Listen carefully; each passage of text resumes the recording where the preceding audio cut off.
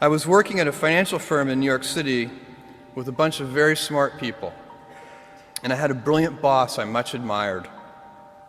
I went to my boss and told him I was going to start a company selling books on the internet. He took me on a long walk in Central Park, listened carefully to me, and finally said, "That sounds like a really good idea, but it would be an even better idea for someone who didn't already have a good job." You can have a job, or you can have a career, or you can have a calling. And if you can somehow figure out how to have a calling, you have hit the jackpot, because that's the big deal. I met Jeff Bezos 25 years ago, and he told me, "Dave, I want you to invest in my company." "What are you doing?" "I'm gonna start a bookstore in my garage." "Okay, and I'm gonna put it online. People buy online, and I'm gonna ship out of my garage. But if you invest in me, Dave, someday I'm gonna be the richest man in the world. I'll do over $100 billion. First of all, there is no such thing as $100 billion 25 years ago. Statistically, there's no such thing. Countries didn't have 100. Our national debt wasn't $100 billion. And this dude's telling me at 26 years old that he's gonna be the richest man in the world because he has a garage and the internet? That was his truth. No, but he did not know it, and neither did I. But the difference between him and I is I was laughing, scoffing, and jesting at him, and he was already applauding himself, going, at the right way, at the perfect time, I'm gonna make as much as I can as quickly. And I'm sitting there going, there's no way this is gonna be a big business. Do something you're very passionate about, and don't try to chase what is kind of the hot passion of the day. Seen in that light, it really was a difficult choice, but ultimately, I decided I had to give it a shot. I didn't think I'd regret trying and failing, and I suspected I would always be haunted by a decision to not try at all. After much consideration, I took the less safe path to follow my passion, and I'm proud of that choice. As a young boy, I had been a garage inventor. I'd invented an automatic gate closer out of cement-filled tires, a solar cooker that didn't work very well out of an umbrella and aluminum foil, baking pan alarms to entrap my siblings. I'd always wanted to be an inventor, and she wanted me to follow my passion. It's a military phrase that I especially love, and it says, "Slow is smooth and smooth is fast."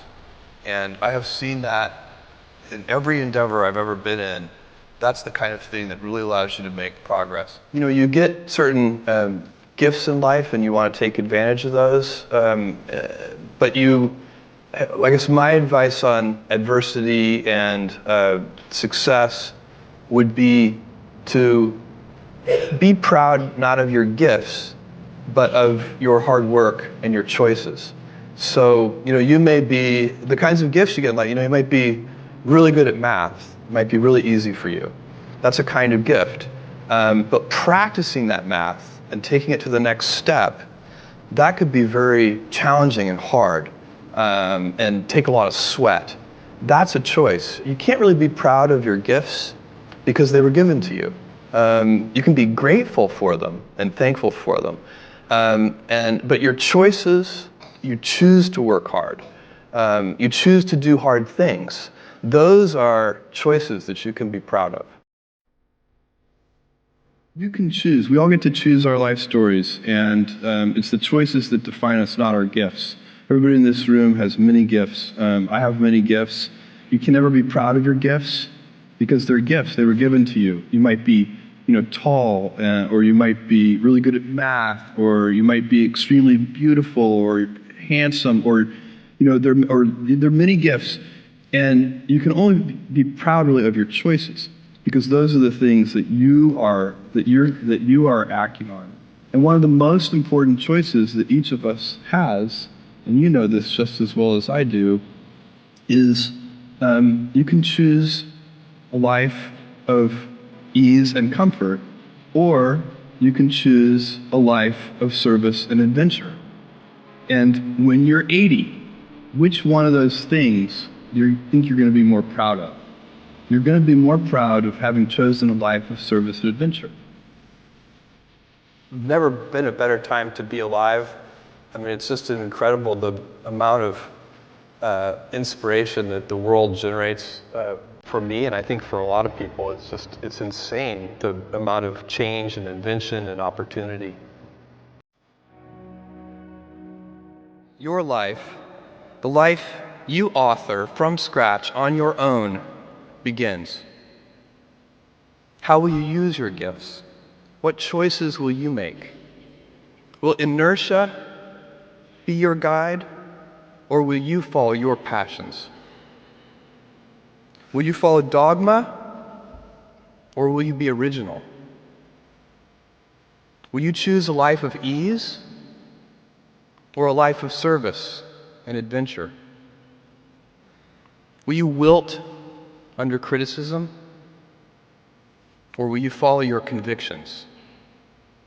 Will you bluff it out when you're wrong, or will you apologize? Will you guard your heart against rejection, or will you act when you fall in love? Will you play it safe, or will you be a little bit swashbuckling?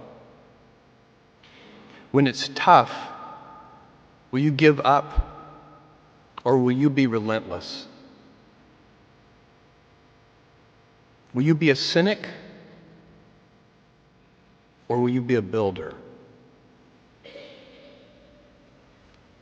Will you be clever at the expense of others, or will you be kind? Every time you figure out some way of providing tools and services that empower other people to deploy their creativity, you're really onto something. You know, you're very lucky if you have a career. A lot of people end up with a job. If you don't love your work, you're never going to be great at it. Jules Verne, Mark Twain, Galileo, Newton, all the curious from the ages would have wanted to be alive, most of all, right now. As a civilization, we will have so many gifts, just as you as individuals have so many individual gifts as you sit before me. How will you use these gifts? And will you take pride in your gifts or pride in your choices?